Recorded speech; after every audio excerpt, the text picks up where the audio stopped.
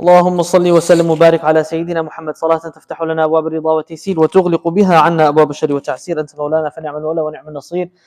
السلام عليكم ورحمة الله وبركاته. Continuing our study of Surah, or not Surah, story of Yusuf, but the whole Surah, alhamdulillah. Now we're going to, inshallah, the verses من ثم بدا لهم من بعد ما رأوا الآيات, from verse 35. So you can open inshallah. Verse 35 of Yusuf. أعوذ بالله من الشيطان الرجيم. بسم الله الرحمن الرحيم. ثم بدا لهم من بعد ما رأوا الآيات ليسجننه حتى حين. ودخل معه السجن فتيان قال أحدهما إني أراني أعصر خمرا وقال الآخر إني أراني أحمل فوق رأسي خبزا تأكل الطير منه نبئنا بتأويله إنا نراك من المحسنين. قال لا يأتيكما طعام ترزقانه إلا نبأتكما بتأويله قبل أن يأتيكما ذلكما مما علمني ربي إني تركت ملة قوم لا يؤمنون بالله وهم بالآخرة هم كافرون واتبعت ملة آبائي إبراهيم وإسحاق ويعقوب ما كان لنا أن نشرك بالله من شيء ذلك من فضل الله علينا وعلى الناس ولكن أكثر الناس لا يشكرون. يا صاحبي السجن أأرباب متفرقون خير أم الله الواحد القهار ما تعبدون من دونه إلا أسماء سميتموها أنتم وآباؤكم ما أنزل الله بها من سلطان إن الحكم إلا لله أمر ألا تعبدوا إلا إياه ذلك الدين القيم ولكن أكثر الناس لا يعلمون. يا صاحبي السجن أما أحدكما فيسقي ربه خمرا وأما الآخر فيصلب فتأكل الطير من رأسه قضي الأمر الذي فيه تستفتيان. وقال للذي ظن أنه ناج منهما اذكرني عند ربك فأنساه الشيطان ذكر ربه فلبث في السجن بضع سنين. صدق الله العظيم. Read the translation, then we'll go into the ayat. Continuing on where we left off. Then it appeared to them after they had seen the signs to imprison him, Yusuf, for a time. And there entered with him 2 young men into the prison, 2 slaves of the king. One of them said, indeed, I have seen myself pressing wine. And the other said, indeed, I have seen myself carrying bread on my head from which the birds eat. Inform us of its interpretation. Indeed, we see you as one of the doers of good. Muhsinin. He said, you will not receive any food that is provided to you except that I will inform you. If I go in the translation, yatul. Read the translation by yourself, inshallah. You all know what we're talking about, inshallah. We're continuing with the story of Yusuf alayhi salam. The last part of the scene, the last scene of the story of Yusuf alayhi salam, remember that the Imra'atul Aziz, she had prepared that grand setting where all of the high, noble women of وَقَالَ نِسْوَةٌ فِي الْمَدِينَةِ, those women, they came together. وَأَعْتَدَتْ لَهُنَّ مُتَّكَأً, she had this council of them, and she made Yusuf alayhi salam come in front of them, okay? And so the last thing, Yusuf alayhi salam, what did he say? رَبِّي السِّجْنُ أَحَبُّ إِلَيَّ. Now what's after that? ثُمَّ بَدَا لَهُمْ. It's already clear that Yusuf alayhi salam is a man that was chased. It's already clear why, because they saw it in front of him. The woman, they were witness of it. Okay, and so there were a few things that proved his innocence. Number one, the shirt was torn from the back.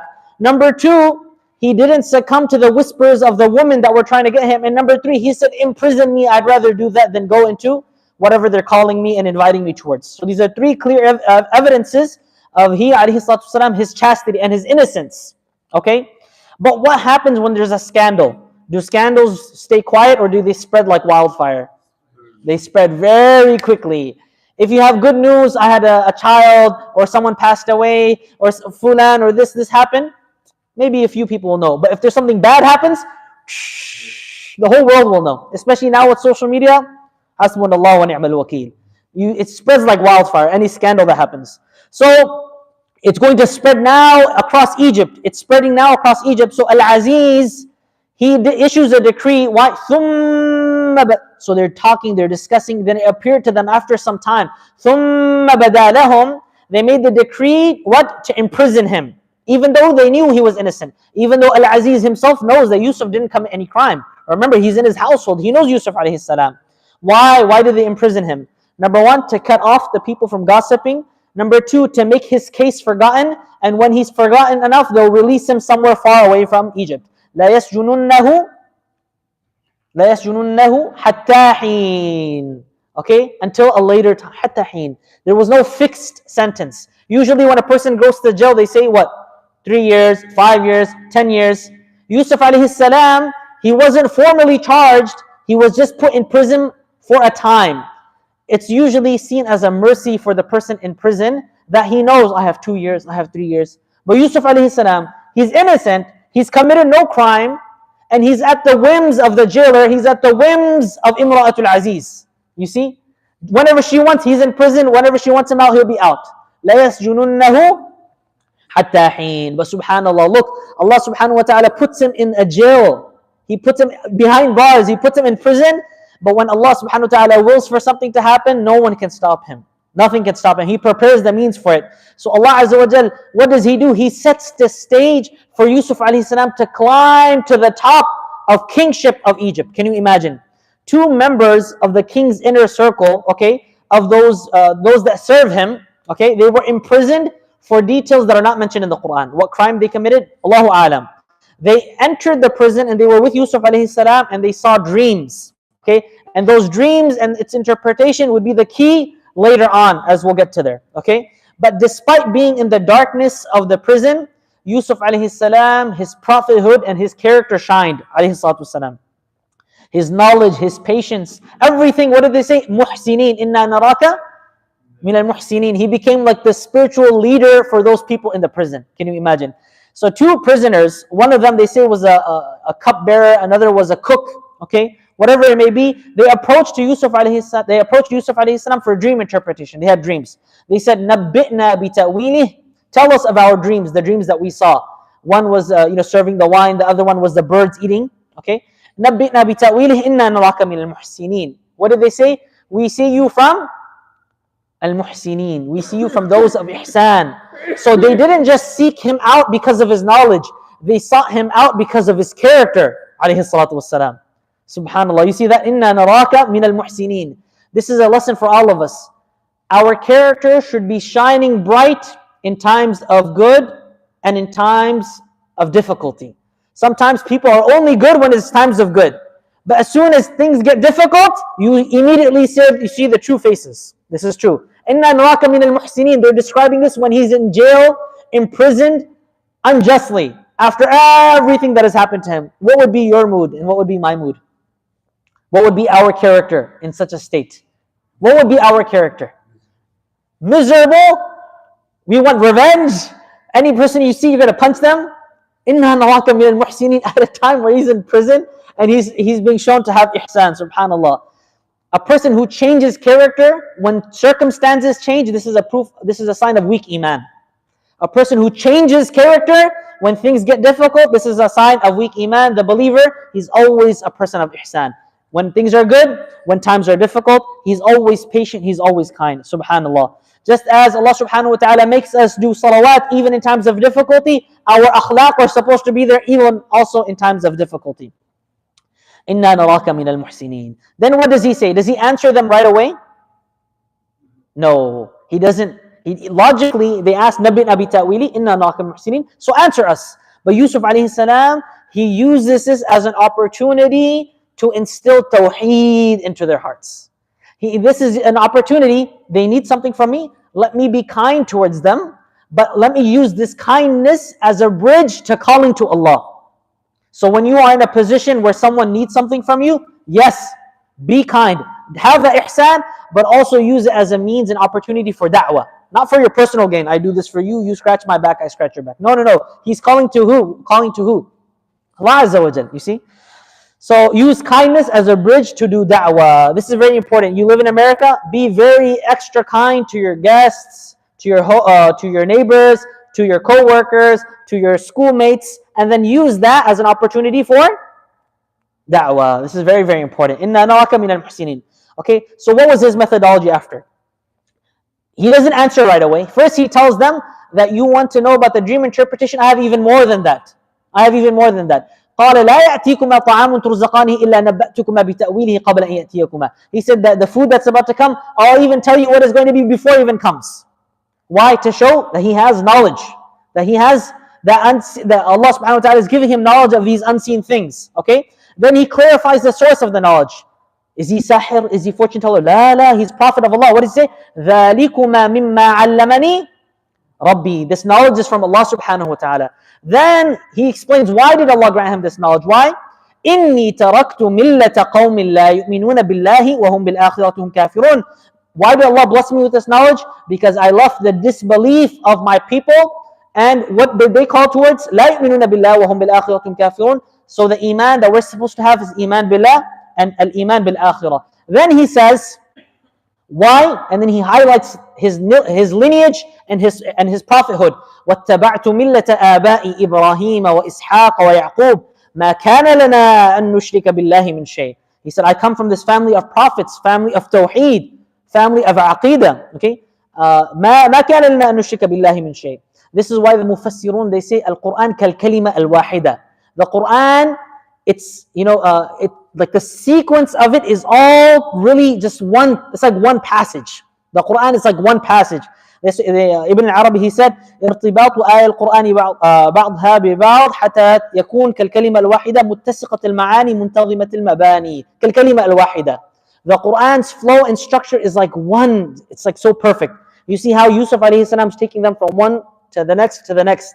ذلكم مما علمني ربي إني تركت ملة قوم لا يؤمنون بالله وهم بالآخرة كافرون واتبعت ملة آبائي إبراهيم وإسحاق. It's so perfectly connected. Then how does he address them? Ya sujana. No, he says, Ya sahibay sijn. He said, my two companions. My two companions of the jail. Ya sahibay sijn. So Yusuf alayhi salam is addressing them in a way that is respecting them and also to show this closeness and kindness, subhanallah. And then he says to them, أَأَرْبَابٌ مُتَفَرِّقُونَ خَيْرٌ أَمِ اللَّهُ الْوَاحِدُ الْقَهَّارُ. First, he demolishes their belief that they had, the false beliefs. He says, are separate lords better? Because the people of Egypt, they had a lord of evil, a god of good, a god of evil, a god of night, a god of day, a god of this, a god of this, a god of this. Is this good? Or one, Allah al-Wahid al-Qahhar? He's calling them to Tawheed. You see, he's calling them to the oneness of Allah. Then he says, مَا تَعْبُدُونَ مِن دُونِهِ إِلَّا أَسْمَاءً سَمَّيْتُمُوهَا. These are all names that you guys have made up. أَنْتُمْ وَأَبَاؤُكُمْ مَا أَنزَلَ اللَّهُ بِهَا مِن سُلْطَانٍ. Names with no reality. God of this, God of that. You see, like the Greek Hades and Shusmu, Zeus, whatever. من أين جئتم بهذه الأسماء? Where are these names coming from? These weird, ajib names and ajib stories. Subhanallah. ما أنزل الله بها من سلطان. Then he says, إن الحكم إلا لله. Legislation and hukum is only for who? Allah. أمر ألا تعبدوا إلا إياه. Again, calling to Tawheed. أمر ألا تعبدوا إلا إياه ذلك الدين القيم ولكن أكثر الناس لا يعلمون. But most people, they don't know. So what does the Quran say about the majority? The majority are always wrong. Majority are not doing what's good. How does Allah subhanahu wa ta'ala describe the majority? How does He describe al-qalil? In good, you see. So people sometimes will use the argument, oh, but the people said this, oh, but the people said that. Okay, but the people are going the wrong direction. وَمَا أَكْثَرُ النَّاسِ وَلَوْ حَرَصْتَ بِمُؤْمِنِينَ وَمَا أَكْثَرُ النَّاسِ وَلَوْ حَرَصْتَ بِمُؤْمِنِينَ. So a lesson for us, Yusuf alayhi salam, where is he giving da'wah? In jail, as a prisoner, behind bars. So do you and I have any excuse not to give da'wah to Allah? Do you and I have any excuse not to give da'wah online, or in school, or at work, or at the grocery store? If anybody had an excuse not to do anything, it would be who? Yusuf alayhi salam behind bars. So the da'iyah, the one who calls to Allah, it's not about circumstance. He's always, this is his life mission. This is his life mission, Islam, calling to Allah. Subhanallah. Look at this, even in the most difficult of circumstances. This is why prison chaplaincy is also very important. Prison chaplaincy is very, very important. يا صاحبي السجن أما أحدكما, then he gives the interpretation. فيسقي ربه خمرا وأما الآخر فيصلب فتأكل طير من رأسه قضي الأمر الذي فيه تستفتيان. He says to them, he said, as for one of you, he will pour wine for his master. But as for the other, he will be crucified and the birds will eat from his head. That's the dream interpretation of the two. But look, does he mention the second one? Does he mention them specifically? Or is he indirect? He's indirect. So when a person delivers tough news, they should do so indirectly and in a wise way. And also Yusuf alayhi salam, he just cut to the point. قُضِيَ الْأَمْرُ الَّذِي فِيهِ تَسْتَفْتِيَانِ. That's it, end. قُضِيَ الْأَمْرُ الَّذِي فِيهِ تَسْتَفْتِيَانِ. Then what did Yusuf alayhi salam say? وَقَالَ لِلَّذِي ظَنَّ أَنَّهُ نَاجٍ. He said to the one who he knew is going to be saved, اذْكُرْنِي عِنْدَ رَبِّكَ. When you go and serve the king, remember me. Remember my qadiyya. Remember my case. Go tell them. اذْكُرْنِي عِنْدَ رَبِّكَ. فَأَنْسَاهُ الشَّيْطَانُ ذِكْرَ رَبِّهِ. So shaitan made him forget the mention to his master. فَأَنْسَاهُ الشَّيْطَانُ ذِكْرَ رَبِّهِ. Some say that this is Yusuf alayhi salam. He should have asked Allah, but this is incorrect. Yusuf alayhi salam is always asking Allah, but he's using the asbab. This person doesn't go in front of the king. Let me tell him to do it. This is totally fine. The one who forgot was who? The one that was going to go serve. فَأَنْسَاهُ الشَّيْطَانُ ذِكْرَ رَبِّهِ. So this is the correct one. فَلَبِثَ فِي السِّجْنِ بِضْعَ سِنِينَ. Yes. And he remained in prison for بِضْعَ سِنِينَ, 3 to 9 years. And Yusuf alayhi salam, subhanallah, in the most difficult time, in prison, he's giving da'wah. Wallahi, and he's showing ihsan. This is a huge lesson for us. No matter life is good or life is bad, kun muhsinan. Be a person of ihsan. بالخلق المحمدية. صلوا على رسول الله. And also da'wah always, non-stop. The da'wah of a Muslim, the da'wah of a person calling to Allah is non-stop. وصلى اللهم على سيدنا ونبينا وحبيبنا محمد وعلى آله وصحبه أجمعين. اللهم اجعل القرآن ربيع قلوبنا يا رب. السلام عليكم. حياكم الله يا ربي.